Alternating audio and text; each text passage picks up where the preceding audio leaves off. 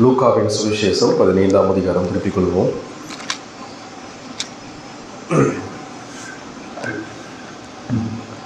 வசனங்கள் 8 முதல் 10 வரைக்கும் வாசிக்கிறேன்.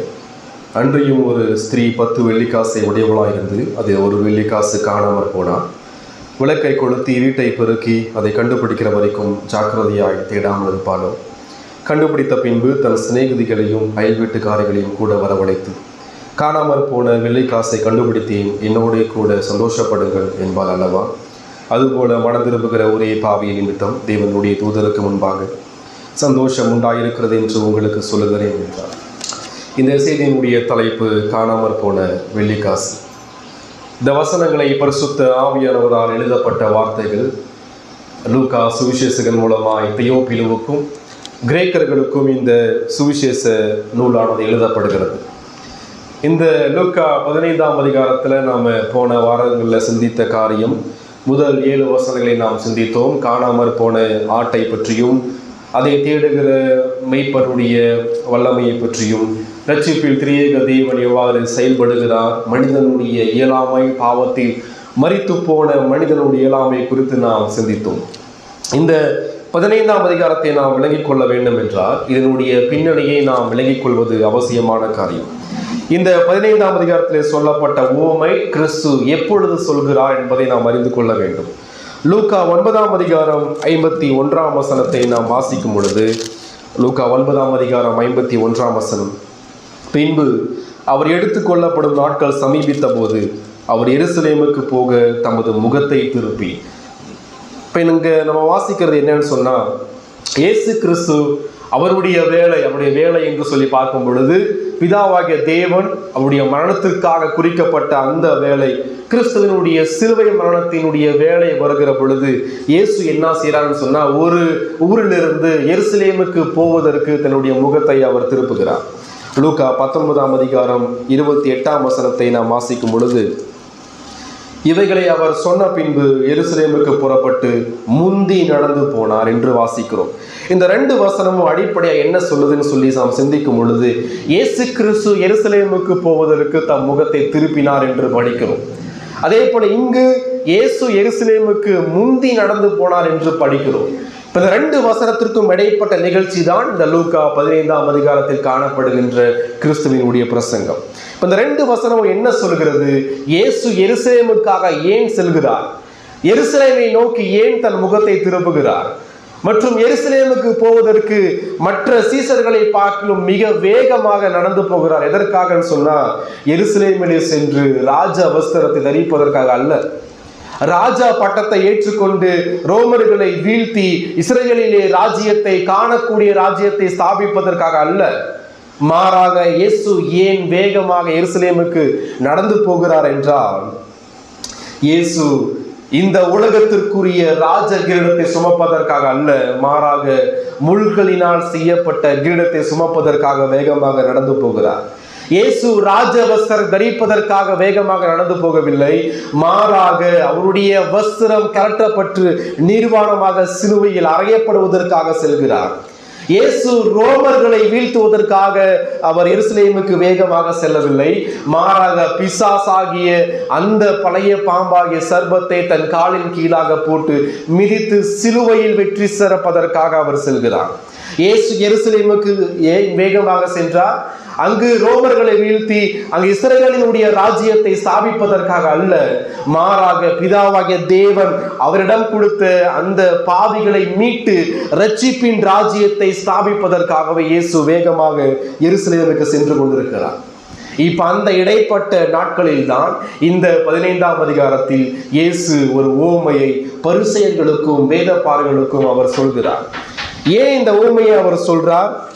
இது ஊமைகள் என்று சொல்லப்படாமல் ஊமை என்று சொல்லப்படுகிறது. ஒரே ஊமையாக இந்த 3 நிகழ்ச்சிகளையும் அங்கு அவர் இயேசு போதிக்கிறார். இங்கு நடைபெறக்கூடிய காரியம் என்ன? முதல் 2 வசனம் சொல்கிறது, சகல ஆயக்காரரும் பாவிகளும் அவருடைய வசனங்களை கேட்கும்படி அவரிடத்தில் வந்து சேர்ந்தார்கள். யாருடைய வசனங்கள்? கிறிஸ்துவினுடைய வசனங்கள், மனுஷகுமாரனுடைய வசனங்கள், தேவனால் அனுப்பப்பட்ட மனுஷகுமாரனுடைய வசனங்களை கேட்கும்படி வந்து சேர்ந்தார்கள். ஏன் வசனங்களை கேட்கும்படி வந்து சேர்ந்தார்கள்? காரணம் காரணம் லூக்கா எழுதுகிறார். லூக்கா 19:10 நாம் பார்க்கும் பொழுது இந்த சுவிசேஷ புத்தகத்தினுடைய நோக்கத்தை குறித்து அங்க பேசுறார். என்ன? பாவிகளை ரட்சிப்பதற்கு இயேசு கிறிஸ்து உலகத்தில் வந்தார். இழந்து போனதை தேடவும் மீட்கவும் அதை ரட்சிக்கவுமே மனுஷகுமாரன் உலகத்தில் வந்திருக்கிறார் என்று சொல்லப்படுகிறது. அப்ப எவ்வாறு இயேசு கிறிஸ்து இழந்து போனதை தேடுகிறார்? எவ்வாறு இயேசு கிறிஸ்து காணாமல் போனதை கண்டுபிடிக்கிறார்? எதன் மூலமாய் கண்டுபிடிக்கிறார்? பாடல் மூலமாக அல்ல, நடனத்தின் மூலமாக அல்ல, நாடகத்தின் மூலமாக அல்ல, மனிதனுடைய சுய கற்பனைகள் மூலமாக அல்ல, இயேசு தான் சுயமாக பேசவில்லை, அல்லது உலகத்தினுடைய தத்துவங்கள் மூலமாக அல்ல, அல்லது ராஜாக்களுடைய ஞானங்கள் மூலமாக அல்ல. இழந்து போனதை இயேசு எதன் மூலமாய் தேடுகிறார்? அவருடைய வசனங்கள் மூலமாய், அவருடைய சுவிசேஷத்தின் மூலமாய். இந்த உலகத்தில் ஆதாம் முதற்கொண்டு கடைசி மனுஷன் வரைக்கும் அவன் எந்த நாட்டில் வாழ்கிறவனாக இருந்தாலும் சரி, அவன் எந்த மொழி எந்த இனத்தை சார்ந்தவனாக இருந்தாலும் சரி, அவன் அரண்மனையிலே ராஜாவாக அமர்ந்திருந்தாலும் சரி, சாலையோரம் கண்கள் தெரியாத கூடலாக அமர்ந்திருந்தாலும் சரி, ஒரு ஆத்துமா ரட்சிக்கப்பட வேண்டும் என்றால், ஒரு ஆத்துமா மீட்கப்பட வேண்டும் என்றால், ரட்சிப்பின் சுவிசேஷமாகிய சத்திய வசனம் இல்லாமல் உலகத்தில் எந்த பாவியான மனிதன் ரட்சிக்கப்பட முடியாது. இங்கு ரட்சிக்கப்பட்டு அமர்ந்திருக்கிற நீங்களும் கூட உங்களுடைய ஞானத்தினால் நீங்கள் ரட்சிக்கப்படவில்லை. கிறிஸ்துவின் சுவிசேஷத்தை கொண்டே நீங்கள் வல்லமையாக ரட்சிக்கப்பட்டிருக்கிறீர்கள். அதற்காகவே ஆண்டவராக இயேசு கிறிஸ்து மனிதனாக உலகத்திற்கு வந்தார். இங்கு ஆயக்காரர் என்று சொல்லி பார்க்கும் பொழுது, இந்த ஆயக்காரர்கள் ரோம் அரசாங்கத்திலே வரி வசூலிக்கிற பணியை செய்யக்கூடிய யூதர்கள். இவர்களை மற்ற யூதர்கள் பார்க்கும் பொழுது அருவருப்பாக, மிக கீழ்த்தனமாக, மிக ஒரு மோசமான பாவிகளாக பார்ப்பார்கள். இந்த ஆயக்காரர்கள் பொதுவாக அரசாங்கம் நியமித்த வரிகளை காட்டிலும் அதிகமான வரிகளை வசூலிப்பதினால் இவர்கள் அந்த யூத சமுதாயத்திலே பார்க்கும் பொழுது ஒரு மிக மோசமான பாவிகளாய் காணப்பட்டார்கள். உதாரணமாக சகேயு. ஆனால் இந்த ஆயக்கார கூட்டத்திலும் தேவன் அநேக நபர்களை அவர் வல்லமையான அழைப்பின் மூலமாக ரட்சித்தார். அதற்கு உதாரணம் தான் மத்தேயு எழுதிய ஒரு சுவிசேஷகன். அவன் ஆயக்காரன், அவன் வரி வசூலிக்கக்கூடியவன். அவன் மத்தேயு ஒரு லேவியனாக இருந்தாலும் லேவியினுடைய பணி தேவாலயத்திலே பணிவிடை செய்யக்கூடிய பணி. ஆனால் அதை விட்டு ரோம அரசாங்கத்திற்கு கீழாய் வேலை செய்யக்கூடிய அந்த மத்தேயுவை ஆண்டவராக இயேசு கிறிஸ்து பார்த்து என்னை பின்பற்றி வா என்று சொல்லி அழைக்கும் பொழுது, அங்கு கிறிஸ்து தம்முடைய வல்லமையுள்ள வசனத்தின் மூலமாய் அந்த மத்தேயுவுக்கு ரட்சிப்பை கொடுத்து, அவனுக்கு மனம் திரும்புதலை கொடுத்து, தன்னுடைய ஊழியத்தை செய்யும்படியாகவும் அப்போஸ்தலன் ஆகும்படியாகவும் இந்த சுவிசேஷ புத்தகத்தை எழுதும்படியாகவும் அங்கு இயேசு இழந்து போன மத்தேயுவை தேடுகிறார். அந்த கூட்டமாகி இந்த ஆயக்காரரும் பாவிகளும் தான் இப்போ எங்க வந்திருக்கிறாங்கன்னு சொன்னா, வர வேண்டிய இடத்திற்கு வந்திருக்கிறார்கள். அவர்கள் மீட்பரிடம் வந்திருக்கிறார்கள். அவருடைய வசனத்தை கேட்கும்படி வந்திருக்கிறார்கள். இங்கே நாம் வாசிக்கிறோம், இயேசு என்ன செஞ்சாருன்னு சொன்னா, அவர்களை ஏற்றுக்கொண்டு, இயேசு பாவிகளை ஏற்றுக்கொண்டு அவர்களோடு சாப்பிடுகிறார் என்றார்கள். இந்த வாக்கியத்தை நாம் வாசிக்கும் பொழுது இங்குதான் நாம் கிறிஸ்துவினுடைய மகிமையை நாம் பார்க்கிறோம். கிறிஸ்து எந்த அளவுக்கு உலகத்தில் தன்னை தாழ்த்தி வந்தார்னு சொல்லி பார்க்கிறோம். பாவிகள் என்றால் அவர்கள் நியாயப்பிரமாணத்தை கடைபிடிக்காதவர்கள், நியாயப்பிரமாணத்தை மீறினவர்கள், அவர்கள் தேவனுக்கு கீழ்ப்படியாதவர்கள், அவர்கள் பரிசுத்த தேவனுக்கு முன்பாக அருவருப்பானவர்கள், அவர்கள் ஆத்துமாவிலே மரித்து போனவர்கள். ஆனால் அப்படிப்பட்ட மக்களோடு இங்கு உட்கார்ந்து யார் சாப்பிட்டு கொண்டிருக்கிறார்? இங்க ஒரு வார்த்தை மூல பாஷையிலே பயன்படுத்தப்பட்டிருக்கிறது, இவர் பாவிகளை ஏற்றுக்கொண்டு. அந்த ஏற்றுக்கொண்டு என்ற வார்த்தை அவர் பெற்றுக்கொண்டார் என்ற அர்த்தம், இயேசு பெற்றுக்கொண்டார் என்ற அர்த்தம். இப்ப இந்த ஏற்றுக்கொண்டு என்ற வார்த்தை என்ன சொல்லுதுன்னு சொன்னா, பாவிகள் இயேசுவை ஏற்றுக்கொள்ளவில்லை, மாறாக யார் ஏற்றுக்கொண்டது? இயேசுதான் பாவிகளை ஏற்றுக்கொண்டார். இந்த ஆயக்காரரும் இந்த பாவிகளும் அவர்களாக இயேசுவை ஏற்றுக்கொள்ள முடியாது. எந்த ஒரு மனிதனும் அவனாக இயேசுவை ஏற்றுக்கொள்ள முடியாது. முதலாவதாக இயேசுதான் பாவிகளை ஏற்றுக்கொள்ள வேண்டும். இங்க அதுதான் நடைபெறக்கூடிய விஷயம். இங்க இயேசு பாவிகளோடு உட்கார்ந்து சாப்பிட்டு கொண்டிருக்கிறார் அப்படின்னு சொன்னா, பரிசுத்த தேவன் பாவிகளோடு அமர்ந்திருக்கிறார். இப்ப இதை ஒரு கூட்டம் பார்க்கிறாங்க. எந்த கூட்டம்? பரிசேயரும் வேத பாரகரும் பார்க்கிறார்கள். பரிசேயரும் வேத பாரகரும் யூத சமுதாயத்திலே, இஸ்ரவேல் தேசத்திலே ஒரு மிக முக்கியமான தலைமைத்துவத்திலே காணப்படுகிற கூடியவர்கள். இவர்கள் தங்களை நீதிமான் நினைத்து கொண்டு, இவர்கள் பாவிகள் அல்ல நினைத்து கொண்டு, மற்றவர்களை மிக மோசமான நிலையிலே பார்க்கக்கூடிய, சுயத்தை சார்ந்து கொள்ளக்கூடிய இந்த நபர்கள் தான் பரிசேயர்களும் வேதபாரர்களும். இப்ப இவர்கள் இயேசு பாவிகளோடு உட்கார்ந்து சாப்பிடுவதை பார்க்கும் பொழுது முறுமுறுக்கிறார்கள். ஏன் முறுமுறுக்கிறார்கள்? என்ன காரணத்திற்காக இயேசு பாவிகளோடு உட்கார்ந்து சாப்பிடுவதை இவர்கள் முறுமுறுக்கிறார்கள்? காரணம், இவங்க நினைக்கிறாங்க, இயேசு தன்னை பரிசுத்த தேவகுமாரன் என்று சொல்லிக் கொள்கிறார், இயேசு தன்னை பரலோகத்திலிருந்து அனுப்பப்பட்ட நபராக சொல்லிக் கொள்கிறார், பிறகு இவர் எப்படி பாவிகளோடு உட்கார்ந்து சாப்பிட முடியும்? எனவே இவர் யாராக இருக்க முடியாது, பரிசுத்தமான தேவகுமாரனாக இருக்க முடியாது என்ற குற்றச்சாட்டை மனதில் வைத்துதான் இவர்கள் முறுமுறுக்கிறார்கள். ஒரு பக்கம் இவர்களுடைய முறுமுறுப்பு சரியான ஒன்றுதான். எவ்வாறு பரிசுத்த தேவகுமாரன் பாவிகளோடு உட்கார்ந்து சாப்பிட முடியும்? எப்படி சாத்தியம்? எப்படி முடியும்? பழைய ஏற்பாட்டில் ஏசாயா 6ஆம் அதிகாரத்தை வாசிக்கும் பொழுது ஏசாயா தீர்க்கதரிசி அந்த பரிசுத்தர் பரிசுத்தர் பரிசுத்தர் என்று சேனைகளினுடைய கர்த்தராகிய இதே இயேசு கிறிஸ்து உயரமும் உன்னதமான சிங்காசனத்திலே அமர்ந்திருப்பதை பார்த்த உடனே அங்கு அவர் ஐயோ அதமானன் என்று சொல்கிறாரே. யாத்திராகம் 15:11 படிக்கும் பொழுது கர்த்தாவே தேவர்களும் கோப்பானவர் யார், பரிசுத்தத்திலே மகத்துவம் உள்ளவரும் என்று சொல்லப்படுகிறதே. தேவனுடைய பரிசுத்த தன்மையை பற்றி பழைய ஏற்பாடு முழுவதுமாக பேசுகிறதே. பிறகு அந்த தேவன் எவ்வாறு பாவிகளோடு அமர்ந்து உட்கார்ந்து சாப்பிட முடியும் என்ற கேள்வி இவர்களுக்குள்ளாய் காணப்பட்டது. ஆம், பரிசுத்த தேவன் ஒருபோதும் பாவியை நெருங்க முடியாது. பாவியான மனிதனும் பரிசுத்த தேவனை நெருங்க முடியாது. ஆனால் இவர்களுடைய முறுமுறுப்பு தவறான ஒன்று. எவ்வாறு? அந்த பரிசுத்த தேவன் பாவியிடம் வர முடியாத காரணத்தினால்தான், அந்த பாவியான மனிதன் பரிசுத்த தேவனிடம் வர முடியாத காரணத்தினால்தான் பிதாவாகிய தேவன் உலகம் உண்டாவதற்கு முன்பாக திட்டம் பண்ணினார். ஒரு திட்டத்தை ஏற்படுத்தினார். என்ன திட்டம்? தன்னுடைய பரிசுத்த குமாரனை பாவ மாம்சத்தின் சாயலாக உலகத்திற்கு அனுப்புவதுதான் அந்த மீட்பினுடைய திட்டம். எனவேதான் பிள்ளைகள் மாம்சத்தை உடையவர்களாய் இருக்கிறபடியினால் மாம்சத்தில் உள்ள உங்களையும் என்னை மீட்கும்படி தேவகுமாரன் மாம்சத்தில் வர வேண்டிய அவசியம் ஏற்பட்டது. இயேசு கிறிஸ்து முழு தேவனாகவும் முழு மனிதனாகவும் வர வேண்டிய அவசியம் ஏற்பட்டது. காரணம் என்ன? பரிசுத்த தேவனுக்கும் பாவிகளாகிய நமக்கும் நடுவில் இருக்கக்கூடிய மத்தியஸ்தர் எவ்விதமாக இருக்க வேண்டும்? மத்தியஸ்தர் என்றால் ஒப்புரவாக்குகிறவர். மத்தியஸ்தர் என்றால் இரு தரப்பினரையும் இணைக்கக்கூடியவர். மத்தியஸ்தர் என்றால் இரு தரப்பினருக்கு சமாதானத்தை உண்டு பண்ணக்கூடியவர். இப்ப அப்படிப்பட்ட சமாதானக்காரர் எவ்வாறாக இருக்க வேண்டும்? ஒரு பக்கம் மட்டுமே அவர் இருக்கக்கூடாது, ஒரு பக்கம் மட்டுமே சாதகமாக இருக்கக்கூடாது. அவர் இரு பக்கமும் அவர் சாதகம் உள்ளவராக இருக்க வேண்டும். அவர் தேவன் சார்பில் தேவனாகவும் இருக்க வேண்டும், மனிதன் சார்பில் மனிதனாகவும் இருக்க வேண்டும். அப்படிப்பட்ட நபர் உலகத்தில் வேறு யாரும் இல்லை. எனவே பரலோகத்திலிருந்து அனுப்பப்பட்டார். அவர் ஆண்டவராக இயேசு கிறிஸ்து ஒருவர் மட்டுமே. இதை இந்த பரிசேயரும் வேதபாரகரும் விசுவாசிக்கவில்லை. என்ன பிரச்சனை? இயேசுவை பற்றிய தவறான சிந்தனை, இயேசுவை பற்றிய குறைவான சிந்தனை, அதுதான் பிரச்சனை. எனவேதான் இங்கே இயேசு கிறிஸ்து ஊமையை அவர் பேசுகிறார். ஊமை என்றால் என்ன? ஊமை என்பது மிக சுருக்கமாக நாம் அன்றாடம் பயன்படுத்தப்படும் இந்த பூமிக்குரிய நிகழ்ச்சிகள் மூலமாய் பரலோக ஆவிக்குரிய சத்தியங்களை விளக்கும் ஒரு போதனை முறைதான் ஊமை. ஏன் ஊமைகள் மூலமாய் இயேசு அடிக்கடி பேசுகிறார்? என்ன நோக்கங்கள்? காரணம், ஊமைகளுடைய முதலாவது நோக்கம் விசுவாசிகள் ஆவிக்குரிய சத்தியங்களை புரிந்து கொள்வதற்கு ஊமைகள் பயன்படுத்தப்படுகிறது.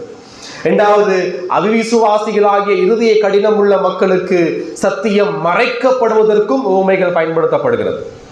மூன்றாவது, ஒரு நபர் தன்னைத்தானே சுய பரிசோதனை செய்து கொள்வதற்கு ஊமை பயன்படுத்தப்படுகிறது. உதாரணமாய் தாவீது பாவம் செய்த பிறகு அங்கே நாத்தான்வேல் எவ்வாறு பாவத்தை உணர்த்துகிறார்? ஒரு ஊமையை சொல்லி உணர்த்துகிறார்.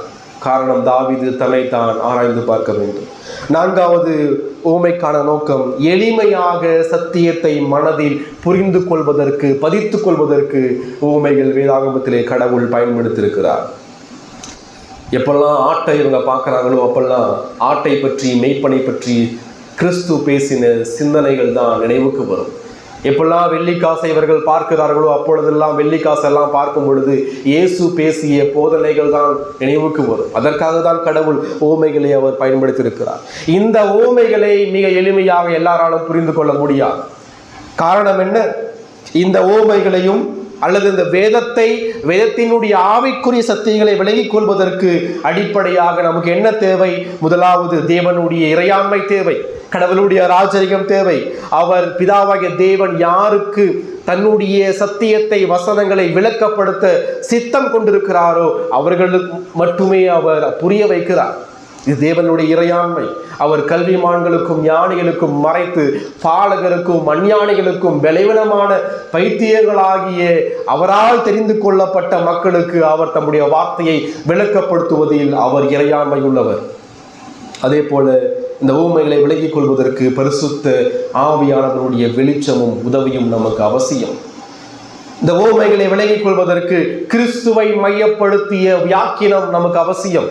இந்த ஓமைகள் அடிப்படை என்ன சொல்லுது? ஓமைகள் அடிப்படையா இயேசு யார் என்பதை சொல்லுது. இயேசுவினுடைய மரணமும் இயேசுவினுடைய மகிமையும் அவருடைய தாழ்மையும் மீட்பில் அவருடைய மகிமையான பணியும் தான் எல்லா ஓமைகளும் சொல்கிறது. எனவே இந்த 15ஆம் அதிகாரத்திலே சொல்லப்பட்ட இந்த ஓமைகள் பொதுவாக ஒரு பாவியினுடைய ஆபத்தான இயலாத நிலைமை பற்றி பேசுகிறது. ரட்சிப்பில் திரியேக தேவனுடைய சர்வ ஏகாதிபத்தியத்தை குறித்து பேசுகிறது. கடைசியாக ரட்சிப்பின் சந்தோஷத்தையும் மனம் திரும்புதலினுடைய சந்தோஷத்தையும் இந்த ஊமைகள் நமக்கு கற்றுக் கொடுக்கிறது.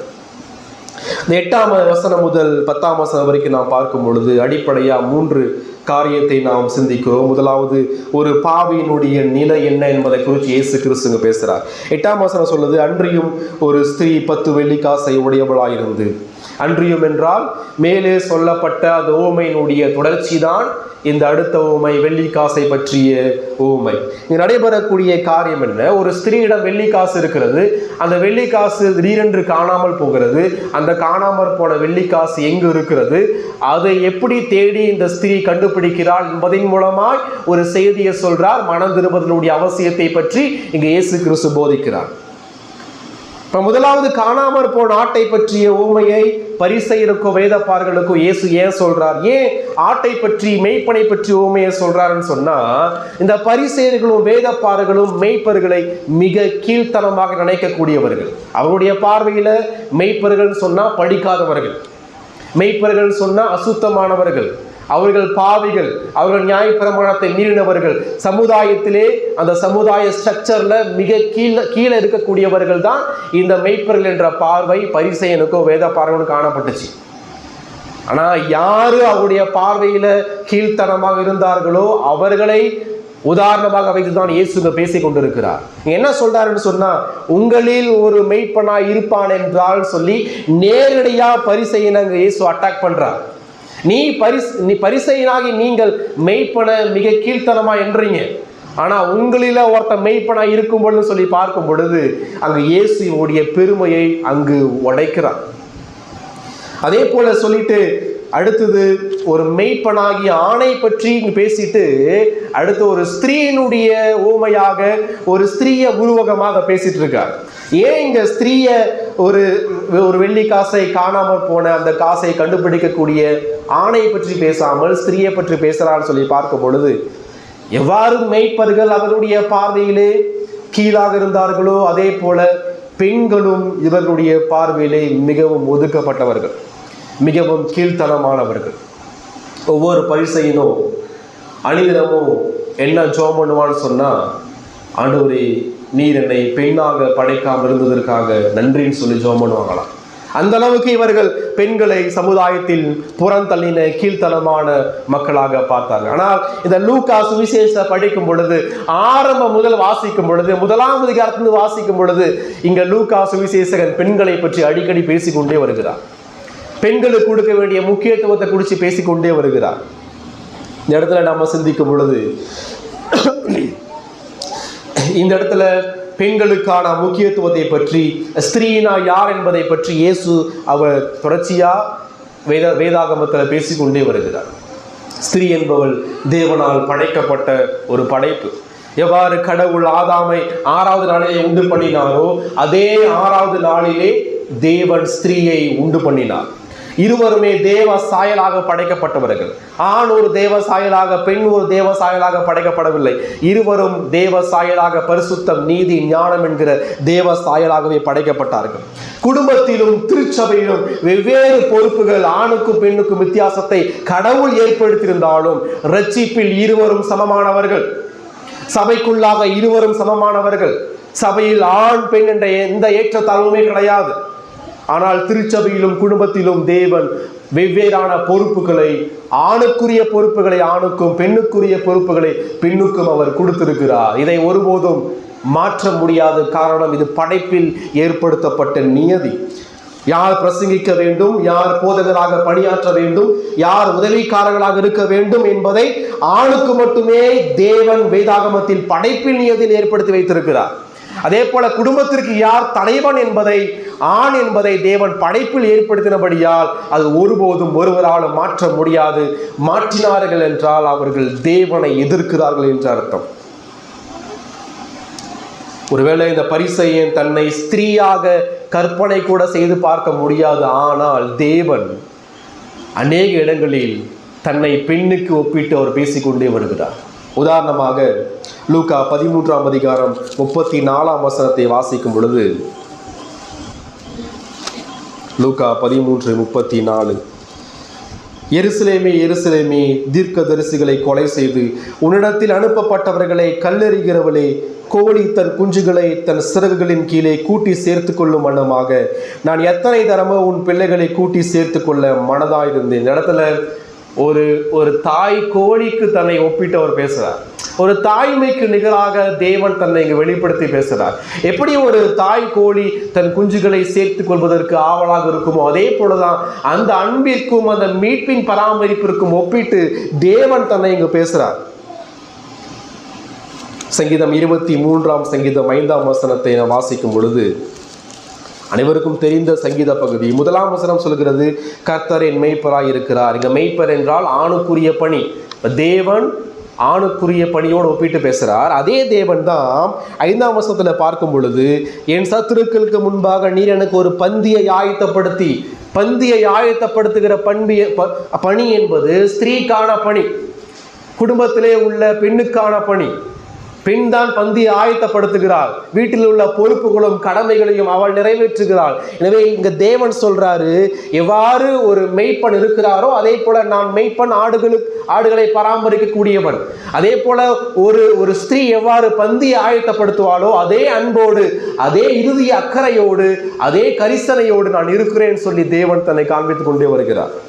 ஏசாயா 66ஆம் அதிகாரம் 13ஆம் வசனம்.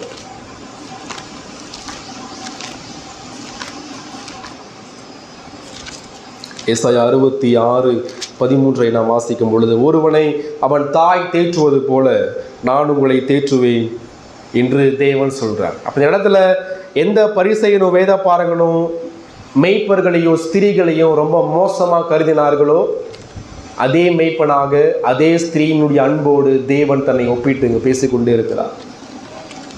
இந்த இடத்துல காணாமல் போன அந்த வெள்ளிக்காசினுடைய நிலைமையை நாம் சிந்திக்கும் பொழுது அதுதான் ஒரு பாவியினுடைய நிலைமை. அந்த காணாமற் போன வெள்ளிக்காசை குறித்து நாம் பார்க்கும் பொழுது, முதல்ல அந்த வெள்ளிக்காசு என்பது அது உயிரற்றது. வெள்ளிக்காசுக்கு உயிர் இருக்காது. ரெண்டாவது, அந்த வெள்ளிக்காசு உணர்வற்ற ஒரு ஜடமான பொருள். அது அடித்தாலும் வலிக்காது, கிள்ளனாலும் வலிக்காது. ஏன்னா அந்த வெள்ளிக்காசுக்கு உயிர் இல்லை.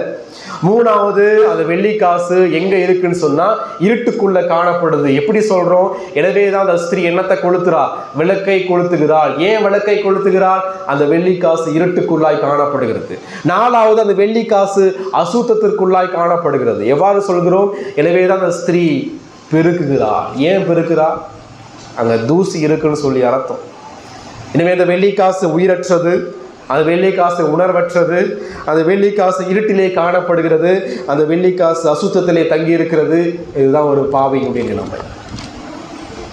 இதுதான் படைத்தவரை விட்டு வெகு தூரம் இருக்கக்கூடிய ஒவ்வொரு ஆதாமினுடைய பிள்ளையினுடைய நிலைமை. இதுதான் இங்க வாசிக்கும் பொழுது முதல்ல காணாமற் போன வெள்ளிக்காசு என்று படிக்கிறோம். இந்த காணாமற் போன என்ற வார்த்தையினுடைய மூல கிரேக்க வார்த்தை அப்போலோமி அப்படின்னு சொன்னா இதே பதம் லூக்கா 4:34 வாசிக்கும் பொழுது காணாமற் போன என்ற வார்த்தைக்கான இணையான பதம் அங்கு பயன்படுத்தப்பட்டிருக்கிறது.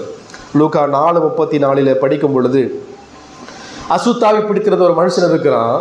அவன், ஐயோ நசரேயனாகிய இயேசுவே, எங்களுக்கு உமக்கும் என்ன, எங்களை கெடுக்குவா வந்தீர், உம்மை இன்னார் என்று அறிவேன், நீ தேவனுடைய பரிசுத்தர் என்று உரத்த சத்தமிட்டான். இங்க கெடுக்குவா வந்தீர், அந்த கெடுக்குவா என்ற வார்த்தைக்கான மூல பாஷையும் இந்த காணாமற் போன என்ற வார்த்தைக்கான மூல பாஷையும் ஒன்றுதான். இப்ப காணாமற் போன என்றால் என்ன அர்த்தம்? கெடுத்த நிலை என்று அர்த்தம், கெட்டு போன ஒரு நிலை என்று அர்த்தம். அதே போல லூக்கா 13:3 வாசிக்கும் பொழுது இயேசு கிறிஸ்து சொல்றார், நீங்கள் மனம் திரும்பாமற் போவீர்கள் என்றால் எல்லாரும் இப்படியே கெட்டு போவீர்கள். இதுதான் அந்த காணாமற் போன என்ற வார்த்தைக்கான அர்த்தம். இப்ப இந்த வெள்ளிக்காசு காணாமற் போயிட்டு என்றால் ஒரு பாவியான மனிதன் காணாமற் போன நிலையிலே காணப்படுகிறான் அப்படின்னு சொன்னா அந்த மனிதன் அழிவில் காணப்படுகிறான், அவன் கெட்டுப்போன நிலையிலே காணப்படுகிறான், அவன் நாற்றமடைந்த நிலையிலே காணப்படுகிறான். காணாமற் போன ஒவ்வொரு பாவியினுடைய ஆத்துமாவின் நிலையும் இவ்வாறாக தான் இருக்கிறது. அவன் நித்திய அழிவுக்கு நேராக சென்று கொண்டிருக்கிறான். மத்தேயு 10:28 நாம் படிக்கும் பொழுது அங்கேயும் இந்த அப்போலோமி என்ற காணாமற் போன வார்த்தைக்கான பதம் பயன்படுத்தப்பட்டிருக்கிறது. அங்கே இயேசு கிறிஸ்து சொல்றார், நரகத்திலே உங்கள் ஆத்துமாக்களையும் சரீரங்களையும் அழிக்க வல்லவருக்கு பயப்படுங்கள். அழிக்க என்ற வார்த்தை அங்கு பயன்படுத்தப்பட்டிருக்கிறது. அழிவை நோக்கி ஒவ்வொரு பாவியான மனிதனும் அவன் சென்று கொண்டிருக்கிறான். அந்த வெள்ளிக்காசு ஒருவேளை அந்த ஸ்திரீயினுடைய கழுத்திலிருந்து கீழே விழுந்திருக்கலாம், அல்லது அந்த வெள்ளிக்காசு ஒருவேளை ஸ்திரீயினுடைய ஆடையில் கட்டியிருக்கும் அந்த நேரத்திலிருந்து கீழே விழுந்திருக்கலாம், அல்லது அந்த வெள்ளிக்காசு அந்த ஸ்திரீயினுடைய பையிலிருந்து கீழே விழுந்திருக்கலாம். அந்த விழுந்த வெள்ளிக்காசு என்ன செஞ்சிருக்கும்? கீழே விழுந்த வெள்ளிக்காசு வேகமாக உருண்டோடி அந்த வீட்டினுடைய சுவரின் இடுக்கத்துக்கு கீழாக ஒளிந்திருக்கும். காரணம், அன்றைய வீடுகள் எவ்வாறு கட்டப்பட்டது என்றால் நம்முடைய இன்றைய காலகட்ட வீடுகளைப் போல கட்டப்படவில்லை. அன்றைய வீடுகள் ஒவ்வொரு கற்களினால் இணைத்து கட்டப்பட்டது. அந்த கற்களின் நடுவிலே அநேக துவாரங்கள் காணப்படும். அந்த வீட்டிலே ஒரு சிறிய ஜன்னல் போன்ற அமைப்பு மட்டும்தான் இருக்கும் காற்றுக்காக. அந்த வீட்டுக்குள்ளாக மிக பெரும்பான்மையா பகல்ல கூட வெளிச்சம் இருக்காது, பகல்ல கூட விளக்கு அவசியமான நிலையிலே காணப்படும். ஒருவேளை அந்த வெள்ளிக்காசு இரவில் காணாமற் போயிருந்தார் என்றால் இன்னும் அதிக இருட்டுக்குள்ளாய் அது காணப்பட்டிருக்கும். சிந்திச்சு பாருங்க, அந்த வெள்ளிக்காசு அந்த ஸ்திரீயிடமிருந்து கீழே விழுந்து ஓடி இருட்டுக்குள்ளாக அசுத்தத்தில் ஒரு இடுக்கில் அது மாட்டிக்கொண்டிருக்கும். ஆனால் அதே வெள்ளிக்காசு மீண்டும் அந்த இடுக்கத்திலிருந்து விலகி மீண்டும் திரும்பி ஓடி அந்த ஸ்திரீயிடம் வருவதற்கு அந்த வெள்ளிக்காசுக்கு தகுதி இல்லை. எவ்வாறு அந்த வெள்ளிக்காசு ஸ்திரீயை விட்டு விலகுவதற்கு மட்டுமே முடியுமே ஒழிய அந்த வெள்ளிக்காசு தானாக மீண்டும் தன் எஜமானாகிய ஸ்திரீயை நோக்கி என்ன செய்யாதுங்க, வராது. மீண்டும் அந்த வெள்ளிக்காசு தானாக எஜமானை நோக்கி கழுத்திற்குள்ளாக வந்து உட்காராது. மீண்டும் அந்த வெள்ளிக்காசு எழுந்து ஓடி தன்னுடைய எஜமானாக ஸ்திரீனுடைய பையுக்குள் வந்து உட்காராது. அதுதான் மனிதனுடைய நிலைமை. மனிதன் எப்பொழுதும் கடவுளை விட்டு விலகி ஓடுவதற்காகவே அவனுக்கு பலன் உண்டே ஒழிய ஒருபோதும் விலகி ஓடின மனிதன் கடவுளை நோக்கி தேடி வர முடியாது. அது ஆதாமில் ஆரம்பித்த பிரச்சனை. தேவனுக்கு எதிராய் பாவம் செய்த ஆதாமும் ஏவாளும் கடவுளை விட்டு விலகி ஓடி செடி கீழாக மறைய முடியுமே ஒழிய ஒருபோதும் அவர்களால் கடவுளை தேடி வர முடியாது. கடவுள் தான் ஆதாமே நீ எங்கே இருக்கிறாய்ன்னு சொல்லி கடவுள் தேடி சென்றார். ரட்சிப்பு என்பது கடவுளுடையது ஆரம்பம் முதல் முடிவு வரைக்கும். ரட்சிப்பில் முதல் படியும் கடவுள் தான், கடைசி பகுதியும் கடைசி அடியும் கடவுளுடையது தான். எபேசியர் 4 படிக்கும் பொழுது 18 வசனம் 19 வசனம், எபேசியர் 4:18-19, அவர்கள் புத்தியில் அந்தகாரப்பட்டு இருதய கடினத்தினால் தங்களில் இருக்கும் அறியாமையினாலே தேவனுடைய ஜீவனுக்கு அந்நியராயிருந்து உணர்வில்லாதவர்களாய் சகலவித அசுத்தங்களையும் ஆவலோடு நடப்பிக்கும்படி தங்களை காம விகாரத்திற்கு ஒப்பு கொடுத்திருக்கிறார்கள். இதுதான் அந்த காணாமற் போன வெள்ளிக்காசு நிலைமை, காணாமற் போன ஒரு பாவியினுடைய நிலைமை. இருட்டில் காணப்படும் இந்த காசை போலதான் ஒவ்வொரு பாவியான மனிதனும் பாவத்தின் அந்தகாரத்தின் பிடியில் தங்கியிருக்கிறான்.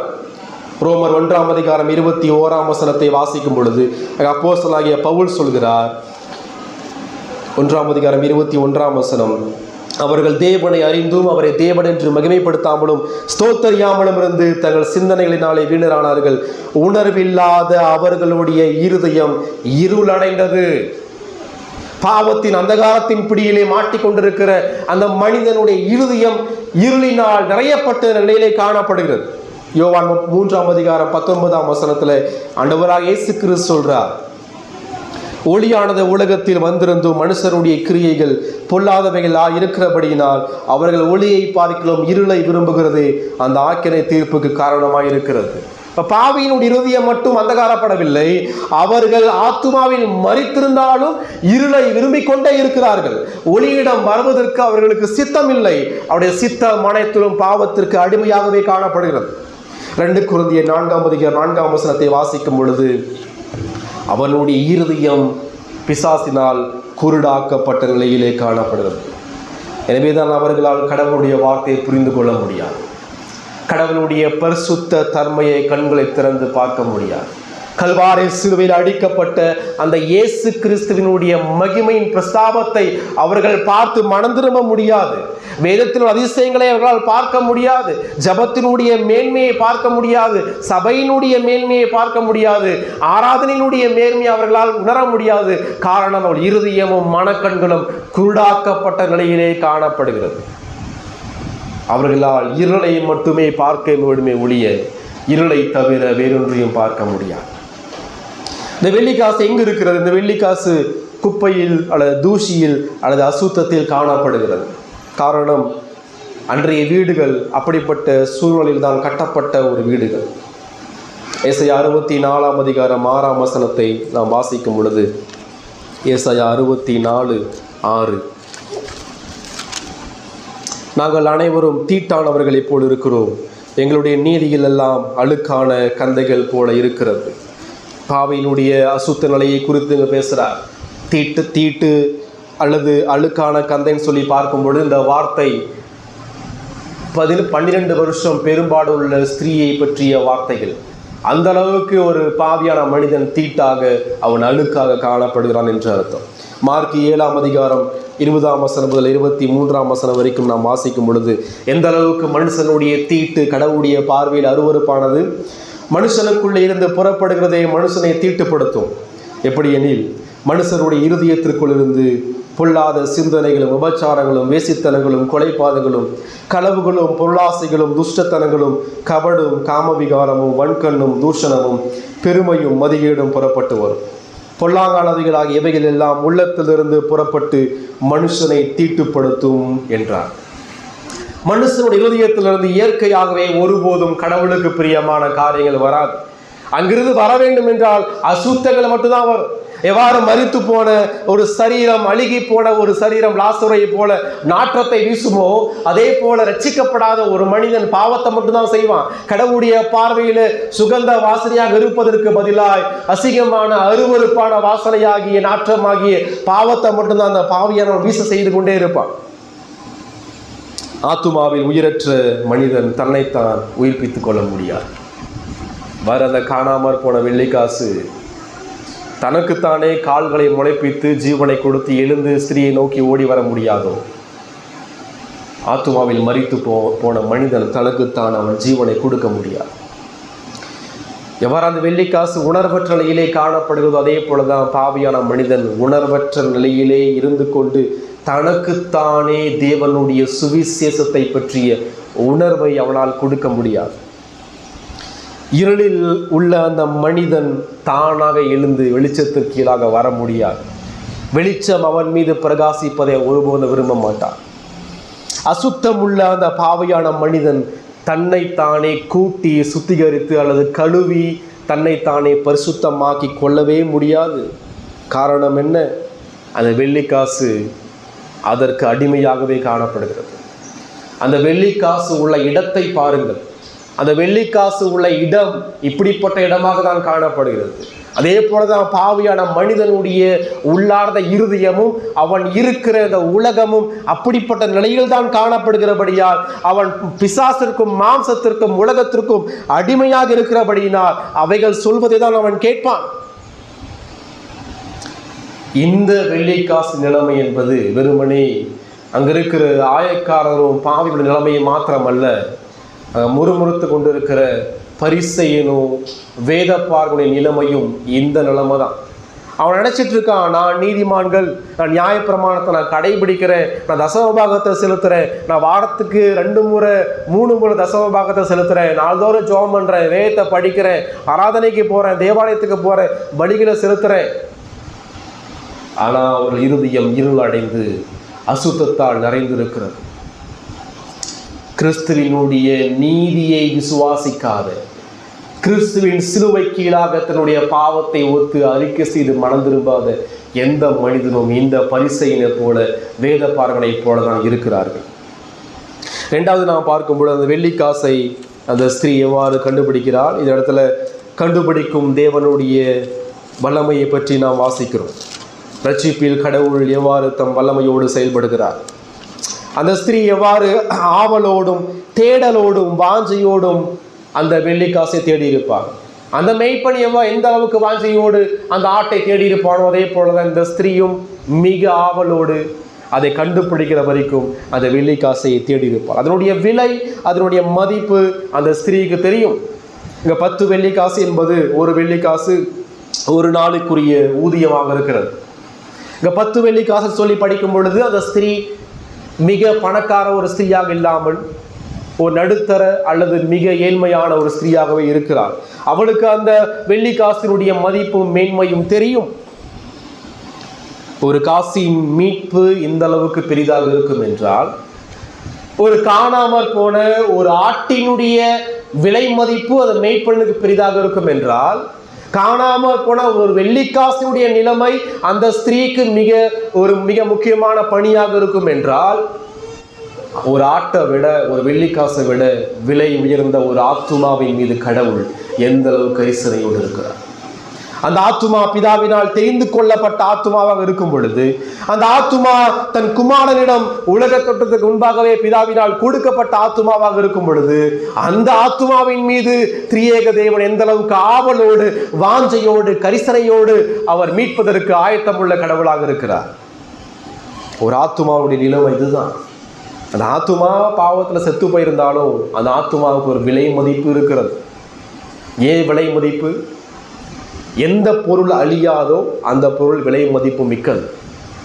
இந்த உலகத்தில் எல்லாமே அழிஞ்சிடும், ஆனால் ஆத்துமா ஒருபோதும் அழியாது. ஆத்துமா நித்தியமாய் வாழப்போகிறது, ஒன்று பரலோகத்தில் அல்லது நரகத்தில். எனவே தான் ஆத்துமா விலை மதிப்பு மிக்கது, அது கடவுளுடைய பார்வையிலே விலையேற பெற்றது. இந்த செய்தியை இயேசு கிறிஸ்து ஆத்துமாவை மீட்பதற்கு கல்வாரி சிலுவையில் சென்று கொண்டிருக்கிற வழியில் அவர் பேசிக்கொண்டே போகிறார். இழந்து போனதை தேடணும்னு சொன்னா, காணாமற் போனதை கண்டுபிடிக்கணும்னு சொன்னா, தேவன் ஏற்படுத்திய ஒரு முறைமை கல்வாரி சிலுவை மரணம். அந்த சிலுவையில தான் மீட்பு எவ்வளவு பெருசு என்பதை கடவுள் வெளிப்படுத்தி காமிச்சிருக்கிறார். இப்ப அந்த வழியிலே நடந்து போகும் பொழுதுதான் மீட்பு எவ்வளவு பெரிதான ஒன்று என்பதை உவமைகள் மூலமாக, பிரசங்கத்தின் மூலமாக இயேசு பேசிக்கொண்டே வருகிறார். ஸ்திரீ என்ன செய்கிறார்? ஸ்திரீ செய்யக்கூடிய காரியம், முதலாவது அவர் விளக்கை கொளுத்துகிறார். ஏன் விளக்கை கொளுத்துகிறார்? காரணம், அந்த வெள்ளிக்காசு இருட்டுக்குள்ளாய் இருக்கிறது என்பது அந்த ஸ்திரீக்கு தெரியும்.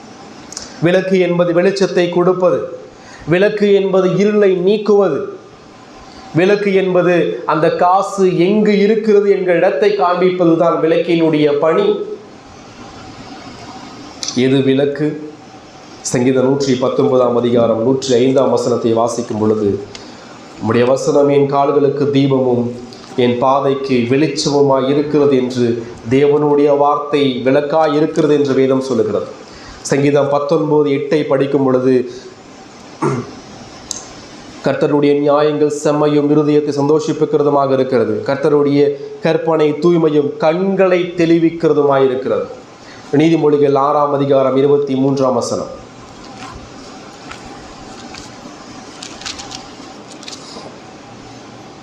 கட்டளையே விளக்கு, வேதமே வெளிச்சம், போதக சிச்சையே ஜீவபலி. 2 பேதுரு 1ஆம் அதிகாரம் 19ஆம் வசனத்திலே அப்போஸ்தலனாகிய பேதுரு சொல்றார், விளக்கை கவனிப்பது போல திருவசனத்தை கவனித்திருக்க வேண்டும் என்று சொல்றார். அதே போல யோவான் 8ஆம் அதிகாரம் 12ஆம் வசனத்தை படிக்கும் பொழுது ஆண்டவராக இயேசு கிறிஸ்து சொல்றார், நானே உலகத்திற்கு ஒளியாய் இருக்கிறேன் அப்படின்றார். 1 யோவான் 1ஆம் அதிகாரம் 5ஆம் வசனத்தை வாசிக்கும் பொழுது அங்க யோவான் சொல்றார், தேவன் எப்படி இருக்கிறார்? தேவன் ஒளியாக இருக்கிறார் சொல்லி படிக்கிறோம். 2 கொரிந்தியர் 4ஆம் அதிகாரம் 6ஆம் வசனம்.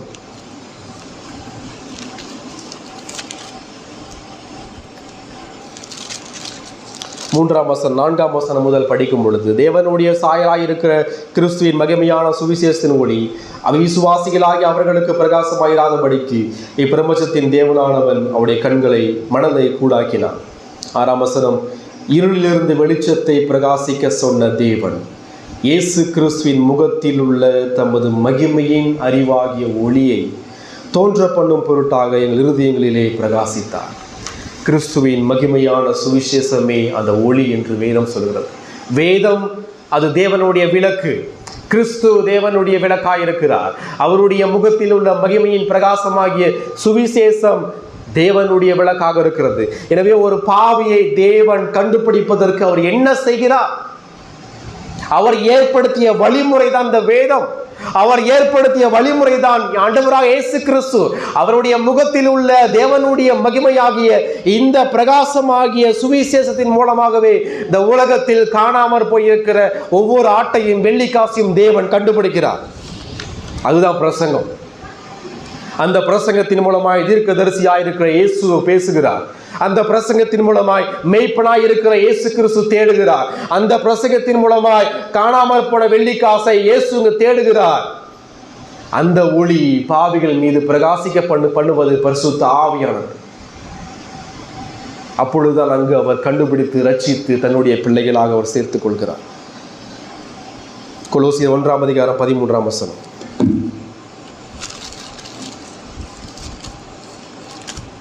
இருளின் அதிகாரத்தை நின்று நம்மை விடுதலையாக்கி தமது அன்பின் குமாரனுடைய ராஜ்யத்திற்கு உட்படுத்தினவருமாயிருக்கிற பிதாவை ஸ்தோத்திரிக்கிறோம். இருளினுடைய அதிகாரத்தை நின்று நம்மை விடுதலையாக்கினார். இங்க இருளின் அதிகாரம் என்பது எவ்வாறு இஸ்ரவேல் ஜனங்கள் ரோமர்களுடைய அதிகாரத்திற்கு கீழாய் காணப்பட்டார்களோ அதே போல ஒரு மனிதன், ஒரு பாவி இருளினுடைய அதிகாரத்திற்கு கீழாக அவன் காணப்படுகிறான். அந்த அதிகாரத்தை அவன் ஆண்டவனாக தொழுது கொள்கிறான். அந்த ஆண்டவனாகிய பாவத்திற்கு பிசாசிற்கு மட்டும் அவன் கீழ்ப்படுகிறான். ஆனால் அப்படிப்பட்ட அதிகாரத்திலே மாட்டிக்கொண்டிருந்த அடிமையாய் விருப்பத்தோடு பாவத்திற்கு ஊழியம் செய்து கொண்டிருந்த உங்களையும் என்னையும் விடுதலை செய்தது யார்? அவர் ஆண்டவராக இயேசு கிறிஸ்து. அவர் அன்பின் குமாரனுடைய ராஜ்யத்திற்கு உட்படுத்தினார். பாவத்தின் ராஜ்யத்திலிருந்து நம்மை விடுதலையாக்கி அவருடைய ராஜ்யத்திற்கு உட்படுத்தினார். பாவத்தின் அடிமைத்தனத்திலிருந்து விடுதலையாக்கி அவர் தம்முடைய அடிமையாக மாற்றினார். இந்த உலகத்தில் அனைவருமே அடிமைகள் தான். ஒன்று பாவத்துக்கு அல்லது இயேசுவுக்கு. நீங்கள் யாருக்கு அடிமைகளாக இருக்கு? எது மெய்யான கிறிஸ்துவ சுதந்திரம்? கிறிஸ்துவ சுதந்திரம் என்பது எவ்விதமான கட்டுப்பாடுகளும் இல்லாமல் எவ்விதமான கட்டளைகளும் இல்லாமல் சுதந்திரமாய் திரிவதல்ல. கிறிஸ்துவ சுதந்திரம் என்பது இயேசுவுக்கு அடிமையாய் இருப்பதுதான் கிறிஸ்துவ சுதந்திரம். அதுதான் அப்போஸ்தலனாகிய பவுல் ரோமர் 6ஆம் அதிகாரத்தில் அவர் பேசுகிறார். தேவன் நம்மை அவருக்கு அடிமைகளாக மாற்றினார். அடிமை என்றால் இயேசுவே நமக்கு ஆண்டவர் என்று அர்த்தம். இயேசு மட்டும்தான் ஆண்டவர் என்று அர்த்தம். அடிமைகள் என்றால் அந்த ஆண்டவனுக்கு ஊழியம் செய்ய வேண்டும் என்று அர்த்தம். அந்த ஆண்டவனை தொழுது கொள்ள வேண்டும் என்று அர்த்தம். இந்த இடத்துல தான் ஒரு பாவியான மனிதனுடைய கண்கள் எந்த அளவு கூடாக்கப்பட்டிருக்கிறது. அவனை சுற்றி எந்த ஒரு வெளிச்சமும் இல்லை. அவன் எடுத்து வைக்கும் ஒவ்வொரு அடியும் மரணத்தை நோக்கி அவன் சென்று கொண்டிருக்கிறான். சிந்திச்சு பாருங்க. ஒருத்தன் நடந்து போயிட்டு இருக்கான், இருட்டுக்குள்ளாக போயிட்டு இருக்கான். அது மாத்திரமல்ல, அவன் கண்ணும் குருடு. அவனால் முன்பாக இருக்கக்கூடிய ஒரு பொருளை கூட பார்க்க முடியாது. முன்பாக கல் இருக்கா, பள்ளம் இருக்கா, பாம்பு இருக்கா, முள் இருக்கா, அல்லது வேற எதுவும் ஆபத்து இருக்கா, பள்ளத்தாக்கு இருக்கா, திருடன் வரானா என்பதை எதுவுமே பார்க்க முடியாது. அதே போலதான் இந்த உலகத்துல இயேசு இல்லாம, கிறிஸ்துவின் சுவிசேஷமாகிய ஒளி இல்லாமல் வாழ்ந்து கொண்டிருக்கிற மனிதன் எடுத்து வைக்கிற ஒவ்வொரு நிமிடமும் ஒவ்வொரு அடியும் அவன் நித்திய நரகமாகிய பாதாளத்தை நோக்கி போய் கொண்டிருக்கிறான். அவனுக்கு தெரியாம போய் கொண்டிருக்கிறான். அவன் இருளிலே விருப்பம் அடைந்து இருளிலே பிரியமானவனாக மகிழ்ச்சியோடு போய் கொண்டிருக்கிறான். ஆனா முன்பாக மிகப்பெரிய ஆபத்து இருக்குன்னு சொல்லி அவனுக்கு தெரியாது. ஆனா சுவிசேஷ ஒளி என்ன செய்யுது? வெளிச்சத்தை பிரகாசிக்க பண்ணி, முன்பாக ஆபத்து இருக்கு, முன்பாக நரகம் காத்து கொண்டிருக்கு, முன்பாக தேவ கோபம் இருக்கு, எனவே சிலுவையை நோக்கி பாருன்னு சொல்லி இந்த சுவிசேஷம் தான் நமக்கு சொல்லுது. எது வெளிச்சத்தை கொடுக்கும்? ஒரு பாவிக்கு பாடல் வெளிச்சத்தை கொடுக்காது. ஒரு பாவிக்கு நடனமோ, நாடகமோ, கதையோ, அல்லது மனிதனுடைய கற்பனைகளோ, நகைச்சுவை கலந்த பிரசங்கமோ, தத்துவ ஞான பேச்சுகளோ ஒருபோதும் பாவிகளுக்கு வெளிச்சத்தை கொடுக்காது. பாவிகளுக்கான வெளிச்சம், பிரகாசம், ஒளி தேவனுடைய சாயலா இருக்கிற கிறிஸ்துவின் மகிமையான சுவிசேஷம் மட்டும்தான். அதுதான் இங்க தேவன் செய்கிறார். உங்களை கண்டுபிடிக்க கடவுள் விளக்கை கொளுத்தினார். அந்த வெளிச்சம் உங்கள் இருதயங்களிலே பிரகாசிக்கப்பட்டிருக்கார். அந்த வெளிச்சம் பிரகாசிக்கப்படும் பொழுது அந்த வெளிச்சத்தில் நமது நிலை என்ன என்பதை நாம் உணர்வோம். அந்த வெளிச்சத்தில் நாம் பிதாவினுடைய பரிசுத்த தன்மையை பார்ப்போம். அந்த வெளிச்சத்தில் நமக்காக இயேசு செய்து முடித்த சிலுவை மரணத்தை நாம் சிந்திப்போம். மெய்யாக அந்த வெளிச்சம் உங்கள் இருதயங்களில் பிரகாசித்திருக்கிறதா? அடுத்து ஸ்திரீ என்ன செய்கிறாள்? இந்த ஸ்திரீ விளக்கை கொளுத்தி அடுத்து வீட்டை பெருக்கிறாள். ஏன் வீட்டை பெருக்கிறாள்? அந்த காசு தூசியிலும் அசுத்தத்திலும் காணப்படுகிறது. பெருக்கி என்ற வார்த்தை எதை குறிக்கிறது? இந்த வீட்டை அவ பெருக்கிறான்னு சொன்னா, அந்த பெருக்குதல் ரெண்டு நோக்கத்திற்காக அவ பெருக்கிறாள். என்ன நோக்கம்? ஒன்று, அந்த காணாமற் போன வெள்ளிக்காசை இழுப்பதற்கு, வெளியே கொண்டு வருவதற்கு. உதாரணமா, நம்முடைய கட்டிலுக்கு கீழே ஒரு காசு இருக்கு அல்லது ஒரு பொருள் இருக்குன்னா, அதை வெளியே கொண்டு வர என்ன செய்வோம்? துடப்பத்தை எடுத்து அந்த பொருள் மீது வைத்து வேகமாக இழுத்து வெளியே கொண்டு வருவோம். அந்த இழுத்து என்ற வார்த்தை ரட்சிப்பில் தேவன் எந்த அளவுக்கு வல்லமையாய் செயல்படுகிறார் என்பதை குறித்தது. அந்த வெள்ளிக்காசு அந்த ஸ்திரீ இழுக்கும் பொழுது அந்த வெள்ளிக்காசு நான் வரமாட்டேன்னு சொல்லாது. என்ன செஞ்சிருக்கும்? அந்த வெள்ளிக்காசு வந்திருக்கும். காரணம், இழுப்பது அந்த வெள்ளிக்காசை காட்டிலும் உயிர் இருக்கிற ஒரு ஸ்திரீ, வல்லமையான ஒரு ஸ்திரீ. அதே போலதான் ஒரு பாவியை கடவுள் இழுக்கும் பொழுது வரமாட்டேன்னு சொல்ல முடியாது.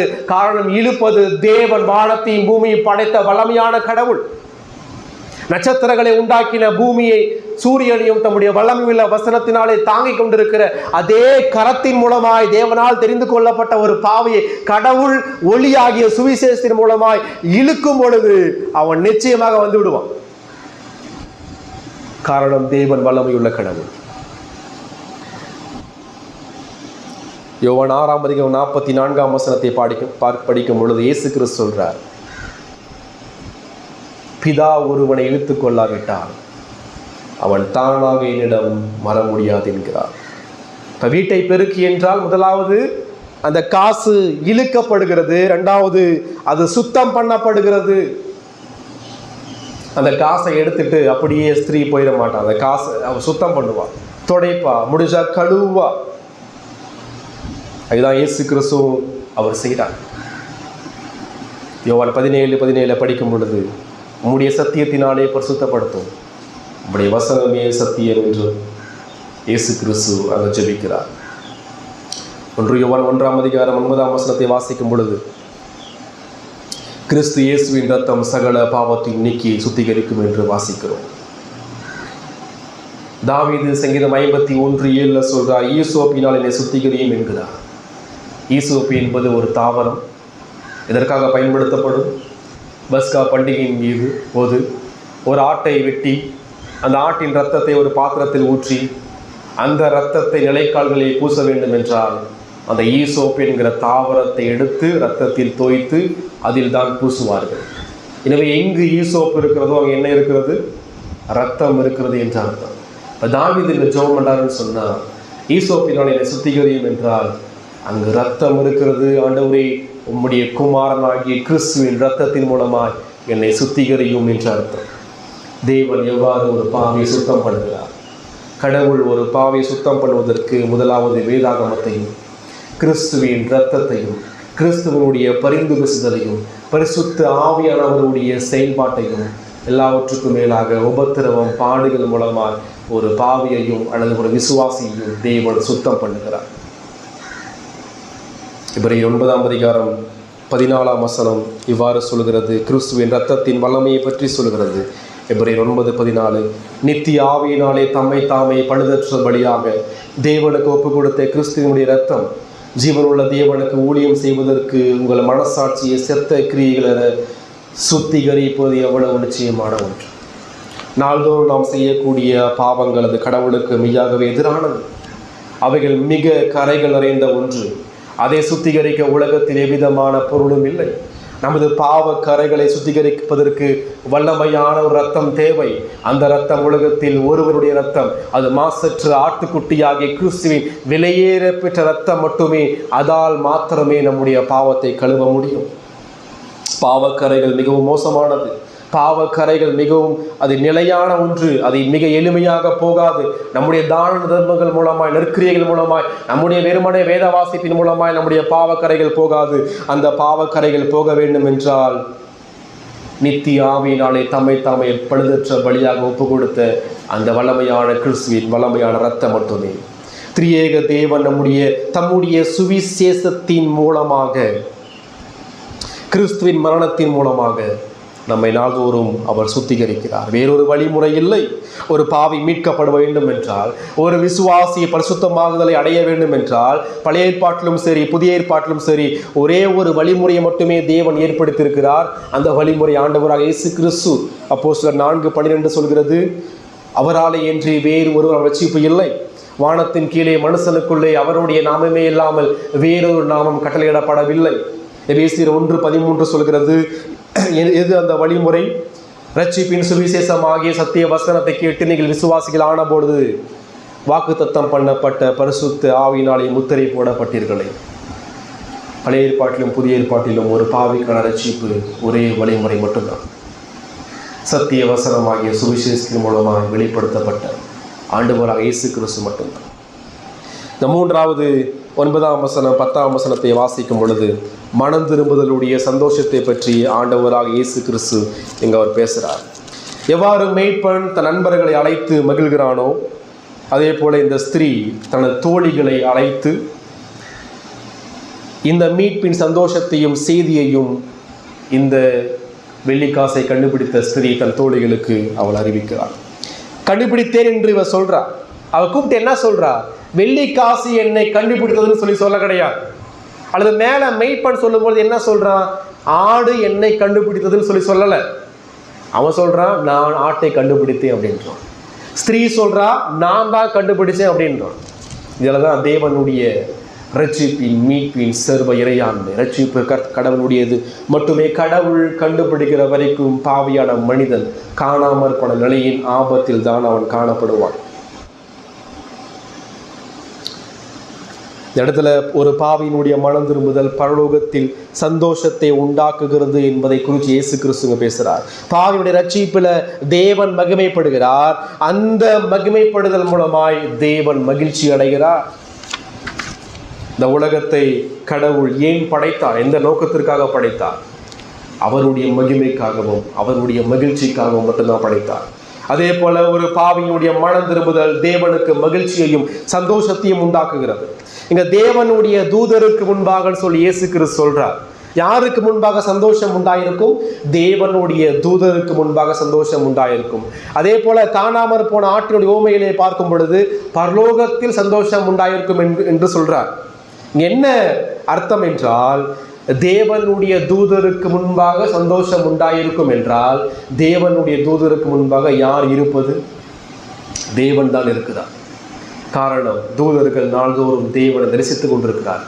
அப்ப யார் மகிழ்ச்சி அடைகிறார்? தேவன் மகிழ்ச்சி அடைகிறார். தேவன் மகிழ்ச்சி அடைவார் என்றால் முழு பரலோகம் மகிழ்ச்சி அடைகிறது. தேவன் மகிழ்ச்சி அடைவார் என்றால் அவருடைய திருச்சபை மகிழ்ச்சி அடைகிறது. அப்போ ஒரு பாவியினுடைய மனம் திரும்புதல் எதுவரைக்கும் தாக்கத்தை ஏற்படுத்துகிறது? நம்முடைய மனம் திரும்புதல் முதலாவது நமக்குள்ளாக தாக்கத்தை ஏற்படுத்துகிறது. நம்முடைய மனம் திரும்புதல் இரண்டாவது குடும்பத்தில் தாக்கத்தை ஏற்படுத்துகிறது. நம்முடைய மனம் திரும்புதல் சபையில் தாக்கத்தை ஏற்படுத்துகிறது. நம்முடைய மனம் திரும்புதல் மற்ற சக கிறிஸ்துவ திருச்சபையிலும் சக விசுவாசிகளிடமும் தாக்கத்தை ஏற்படுத்துகிறது. எல்லாவற்றுக்கும் மேலாக நம்முடைய மனம் திரும்புதல் பரலோகம் வரைக்கும் தாக்கத்தை ஏற்படுத்துகிறது. அப்படி என்றால் மனம் திரும்புதல் மீது கடவுள் எந்த அளவுக்கு நோக்கமாக கவனமாக இருக்கிறார். நாள்தோறும் நாம் மனம் திரும்பும் பொழுது என்ன நடைபெறுகிறது? நாள்தோறும் குடும்பத்திலும் திருச்சபையிலும் பரலோகத்திலும் மகிழ்ச்சி ஏற்படுகிறது. திருச்சபை என்பது சபையில் எவ்வாறு ஒரு பாவி பாவம் செய்யும் பொழுது அது முழு சரீரத்தையும் பாதிக்குமோ, அதே போல திருச்சபையில் ஒரு பாவி மனம் திரும்பும் பொழுது அது முழு திருச்சபைக்கும் வெளிச்சத்தை கொடுக்கிறது.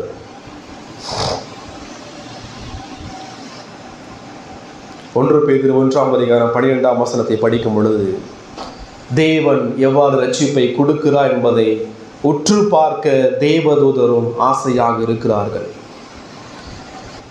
ஒரு பாவியின் மனம் திரும்புதலில் தேவதூதர்கள் உற்று பார்ப்பதற்கு மிக ஆசையாக இருக்கிறார்கள். என்ன காரணம்? ரட்சிப்பு தூதர்களுக்கானது கிடையாது, ரட்சிப்பு மனிதனுக்குரியது. தூதர்களிலே ஒரு பிரிவினர் ஆதியிலே பிசாசோடு கூட சேர்ந்து கீழே தள்ளப்பட்டார்கள். அந்த பிசாசின் கூட்டமும் தேவனுக்கு எதிராக பாவம் செய்தது. ஆதாமின் கூட்டமும் தேவனுக்கு எதிராக பாவம் செய்கிறது.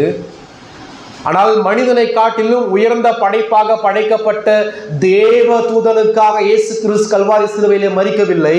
ஆனால் சிறுமையும் அற்பமாக படைக்கப்பட்ட இந்த பலவீனமான பாவியான மனிதனுக்காக நம்மை படைத்த இரட்சகர் சிலுவையிலே தொங்குகிறாரே என்ற ஆச்சரியத்தோடு தூதர்கள் பார்த்து கொண்டிருக்கிறார்கள். நம்ம ரட்சிப்பு எந்த அளவுக்கு இடையே பெற்றோம். ஒருவேளை ஒரு பாவியினுடைய மனம் திரும்புதல்ல இங்க பரிசையனோ வேத பார்க்கனோ முறுமுறுக்கலாம், ஆனால் பரலோகம் சந்தோஷப்படுகிறது. ரட்சிக்கப்பட்ட ஒரு பாவியினுடைய பாவங்கள் தேவனை கோபப்படுத்துகிறது. அதாவது ரட்சிக்கப்படாத ஒரு பாவியினுடைய பாவங்கள் தேவனை கோபப்படுத்துகிறது. ரட்சிக்கப்பட்ட ஒரு விசுவாசியினுடைய பாவங்கள் தேவனை துக்கப்படுத்தி கோபப்படுத்துகிறது. உங்களது மனம் திரும்புதல் மூலமாக பரலோக மகிழ்ச்சி அடைகிறதா? நாம் நாள்தோறும் செய்கிற பாவங்கள் நிச்சயமாக நம்மில் வாசமாக இருக்கிற பரிசுத்தாவியை துக்கப்படுத்துகிறது. அதே நேரத்தில் நாம் மனம் திரும்பும் பொழுது ஆவியானவர் அங்கு மகிழ்ச்சி அடைகிறார். பிதாவாகிய தேவன் மகிழ்ச்சி அடைகிறார்.